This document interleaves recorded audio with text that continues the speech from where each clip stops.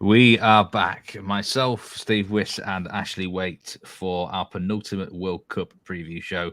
Tomorrow, we're going to be discussing the big match, the final, in detail. But before then, we've got the third place playoff match, Croatia against Morocco. A lot of people say this is the most pointless game in soccer. And to be honest, I don't really disagree with that. I mean, these are two teams that are gutted, that they've been knocked out. They've not made the final. We've got players who are injured, and it can be quite a devastating blow. It's not the Olympics where a bronze medal is something to be really celebrated. So I'm not a big fan of this game myself, Ashley. I don't know how you feel about it. I'm actually really interested to watch it. Now I don't really know what to expect of it because in this situation, like you said, is this kind of like a consolation prize, or are they just kind of drained, right, from not not making it to the final? But both of these teams have overperformed, I think, so it's trying to play the guessing game if they come in, and actually want to win this match or not. So, yeah, like you said, there are some injury issues, but I still, I'm very curious to see. I think Morocco's offense, they kind of surprised me against France. They didn't score, but they easily could have, right? So they were a little bit more offensive minded in that match than I expected them to be. And I still think that there are some records here, like with Perisic and, this being Modric's, last time to play for his country. Yeah, I mean, I think it could be interesting. It's going to be totally dependent on how much these teams care. But if they both care, then I think it can make for an interesting matchup. Gertrude Amoa says hi back to you, Gertrude. And welcome to the show, and welcome to anyone. And Croatia, Morocco have been really the underdog story of this World Cup. Croatia have as well to an extent, but Morocco, the first African team ever to make the semi-finals of the World Cup. They're a fantastic story. Their fan base has been incredibly passionate. I mean, they've invaded Qatar, the whole of North Africa. It feels like it's been in Qatar. Never known anything like it, really. Deafening noise. They really get behind their players, which I know you can appreciate, Ashley. And I don't appreciate that at all. I was like, what a good little story. And then I had to listen for the entire match of those fans blowing those fucking whistles. And I was like, I hope this team gets destroyed. Like it was, yeah, it was making like my spinal column twitch. So yeah, I'm pulling for Croatia. Congrats to Morocco for making it as far as they did. But yeah, they did me in with those whistles. I don't want to have to hear that shit ever again. Did you think they were a little bit unlucky against France at all? I mean, I think they probably played better than a lot of people expected, really. I think they deserved a goal, maybe, I think you could say. They definitely deserved a goal. Yeah, I don't know if they got unlucky. I still think France is the better team, but they did play a lot different of a scheme than I thought they would. They played more on the front foot than I thought. And they looked to me for a while there like the more tactically sound team.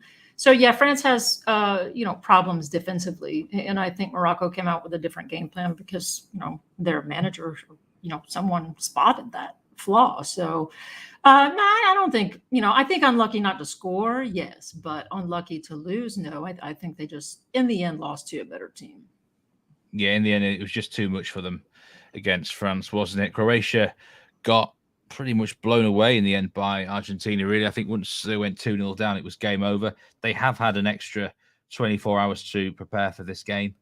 And these are the odds for the match. This is 90-minute odds. Incredibly, it will go to extra time and penalties, even though it's the third place match. I actually, for some reason, thought that they had changed the ruling so it would go straight to penalties after 90 minutes here, which would make a lot more sense. I do know I was listening to the pre-match press conference of the Croatia manager. He said if anyone is not fit, they won't play. He's not going to risk anyone's club because these players are going back to club football very, very soon, but right in the middle of the domestic seasons in Europe.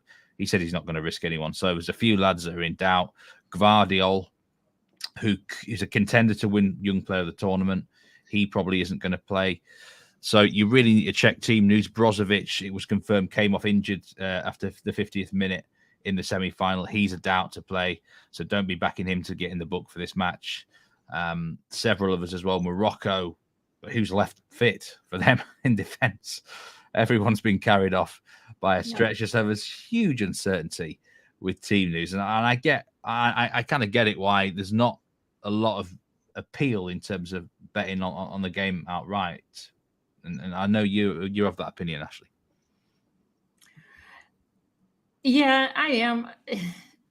I'm going to put a little bit on this, but my thing is this, because of the guessing game, right? Of, which of these teams, what is their mindset? We can't figure that out. But I kind of do think that they both go for it. If I'm not mistaken, Morocco would be the first African nation to finish third, correct? Yeah. Yeah. And so, while, I see your point about, it's not like a bronze medal in the Olympics. I still think it would be, that's just really impressive to do anything for the first time in the World Cup. So for the entire continent of Africa, I think they'll try. And like you said, with Brozovic being out and some key defenders, I think there might be some young guys who come in and, kind of show what they can do. So I'm going to just be contrarian here. And I like goals. It's hard to say that with Morocco's defense, the way they've played.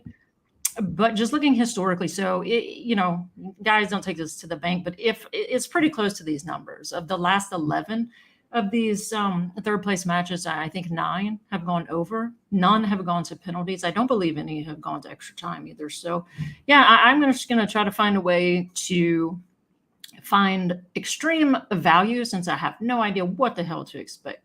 And thank you, Quadro, for, if you like my hair today, I appreciate it. Got a little flippies going on, so. Oh, I mean, your hair's always lovely, Ash. What can I say? So, but indeed, it's nice. Oh, yeah. Okay. Very nice indeed. Yeah, there's some stats that our man, a friend of ours, Jack Wright, gave me some stats today that he said we could mention on the show. Brazil in 1978 were the last non-European nation to win the third place playoff. A European nation has won this the last 10 times. Which is interesting. Although you're right, an African nation's never been in this match before. They've never got to this stage. Right. So, it's unknown territory for them. And it's not, you're right, it's not gone. So only one of the previous 19 playoff matches have gone to extra time. None of these teams want this to go extra time. So if it's 0-0 with 10 minutes to go, they're probably going to push hard. But I think there's a bit of pride. Both nations have got a bit of pride about them. Both goalkeepers are going for the Golden Glove. I definitely think the Golden Glove, I think it's between these two. And I think a clean sheet for either would make a massive difference either way. And I know you want Livakovic because you backed him in running before they won a penalty shootout at 18-1 or something like that, Ashley? It was plus 1,800. And it was right up. Who were they playing? It was literally right Brazil, right? Yeah, I think it was. Or was it Japan? Or was it before Japan? Shit, I don't remember. All I know was like right at the end of I think it was at the end of extra time before it went to penalties. Yeah, I grabbed him at plus 1,800 for a small price. So, if he keeps a clean sheet here, that'll be in my favor. But for my bet on this show, which is just going to be a small one, I'm going to hope that he doesn't keep a clean sheet. So, yeah. I will start us off here with a pick. I'm going with half a unit here on Croatia minus a quarter Asian handicap. To be honest, I'm probably a bit of a pussy here, and I should just take them straight on the nose because, this match doesn't end a draw very often, does it? So I might as well just take the money line, to be honest. But you know me, if I like this line, what's one of my favorite lines in football, actually, minus 0.25. So stick with what works for me. Half a unit because it is anything could happen here. Nothing really would surprise me, but I just think the extra 24 hours for Croatia, they're better squad depth because both teams are going to be starting their backups here. No doubt about it. Croatia's backups are better than Morocco's backups. So I think that can make a difference. I think they're the better team. Perisic, we're going to come to him in a minute. I think he could be a big difference maker in this match. A bit of extra quality in the final third. And, Morocco, I think, are going to be pretty damn deflated more deflated than Croatia were. Croatia got beat good and proper. No doubt about it. They knew they were getting beat really from the hour mark. Morocco have really gutsed it out, haven't they, all the way to the finish there against France. And I think they're a bit unhappy about how the match was refereed. A few decisions didn't go their way. So I think it's easier for Croatia to pick themselves up if they want it. Sometimes motivation for this game can be questionable. I think the prices sucked me in only half a unit. I couldn't be betting more than half a unit on the outcome of the game. But that's my angle going in terms of match result. I know for you, over the 90-minute result, you're literally saying toss a three-sided coin. Really, it's a hard one, isn't it? Yeah, it is. Right, and that's why, I think you have a good point too. Croatia's backups are better, but like Quadro, if I'm butchering your name, my apologies. Yeah, like they said, Morocco being third is a big deal. I agree with that wholeheartedly, and I still think it's important for Croatia, which will be lend itself to your next pick. But yeah, I'm just going to have to take the guessing game out of if these teams give a shit and assume that they do, and I'm going to approach it from that angle. And hope that Livakovic saves a couple of penalties after that Morocco have scored, because your bet for the game is both teams to score, yes, in the first half at plus 340 for a quarter of a unit. I really like this play of yours, Ashley, but definitely talk us through this one. Yeah, well, yeah. I mean, it's not much talking to do. This is as contrarian as it gets. But I was looking at playing. So I'm going to assume that most people are going to be on the under here, which I completely understand. But I'm going to go by history and the fact that players are out, and think that it is opposite of what the public is going to be expecting. So since I see goals, I'm not, just not having a clue of how this match is going to go as far as the outright winner, draw in 90 minutes or anything. I'm not willing to lay a price for anything. I thought about taking over one first half and thinking, maybe the worst that does is push, but it's at minus 115. So since if I'm going to swing, I'm going to swing small. But if I don't know what to expect, then I'm going to swing for absolute value here. So like I said, I was impressed with Morocco's offensive approach versus France. So, I think they're more than capable of scoring, and I think Croatia is more than capable of scoring. I don't think Morocco is going to sit back like they did for most of the tournament. I'm going to assume they'll play a little bit more offensive minded. So this is only a quarter of a unit play. So I think the risk reward is there, and I'm just going to say that both of these teams come out and it means something to them, and they come out firing. So I actually am, maybe one of the few people, but I'm interested to watch this match. Yeah, I was looking at overs here, to be honest, because there's going to be backups in play. This match does have a history of goals in it. I think you could do a lot worse than taking BTTS for the whole match. But, in terms of the full-time BTTS, it's quite short, actually. Minus 130 is the best price you can get. First half, Unibet are actually offering as big as plus 390 on that. If that price is legit right now, then that is a really big price on that particular one. I think the over-under line's around 2.25 the last time I did look. Actually, it's more around the 2.5 mark.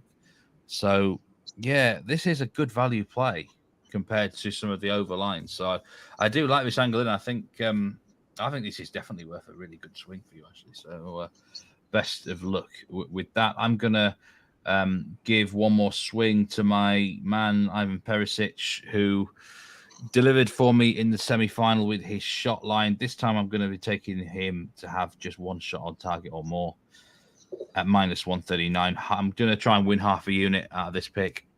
Again, we've talked about it. He needs one more goal to be the record scorer for Croatia. And if he doesn't get it here, he's going to have to wait 4 more years. But he may never be back at a World Cup. So he's got to give it everything. And I think from what I've heard from the team news, he will be starting the game. And I think, I don't think he's coming off early unless they've got the game sewn up. So, or he's got his goal. So all I need from him is a shot on target. I thought about taking him to score, but just keep it simple, keep it straight. Half a unit play, not much more to say. He's been firing in a lot of shots recently. And I think he's generally been getting at least one on target every game. The one game it wasn't officially except one on target. Of course, it should have been. Wasn't that the one where I took him to get a shot? Yeah, that was on. He had one on target, but opted didn't give it. Oh, yeah. Oh, I can't believe you reminded me of that. That was horrible. Yeah, I love that play. It's like you said, this might be a third for the third place finish, but for individual accolades, I mean, this, like we were talking before, the show, it still counts if he scores as a World Cup goal. So if he does score, he becomes Croatia's all-time leading scorer, and that is a huge, huge deal and accomplishment. So I absolutely think, that he goes all out here. And I think the price reflects it. I think that's a fair price. So yeah, I would be shocked if he doesn't, like you said, also, this might be his last chance, and more than likely is, right? So yeah, I think he's going to do everything he can in this match to score a goal. And you don't need him to score, just need him to get one on target. Well, there you have it. 3 plays from us for the third place playoff match. And tomorrow night, tomorrow day, wherever you are in the world, then we will be previewing the final, Argentina against France. If you did watch this show, or I'm sure there was, to be fair, I think half the planet is on Argentina outright, but it was one of the outright plays that we had Argentina on the nose at a good price. Hopefully they can deliver for us there. But we're going to come back. We'll also be talking about the match from other angles, such as cards, shots, stuff like that, how we think it's going to go. So do stay tuned. We've got one more show left, myself and Ashley, and this World Cup run. But appreciate all your support as ever. Thanks to anyone who joined live and on demand. And we will be back tomorrow. So take care, everyone. Goodbye. See you tomorrow.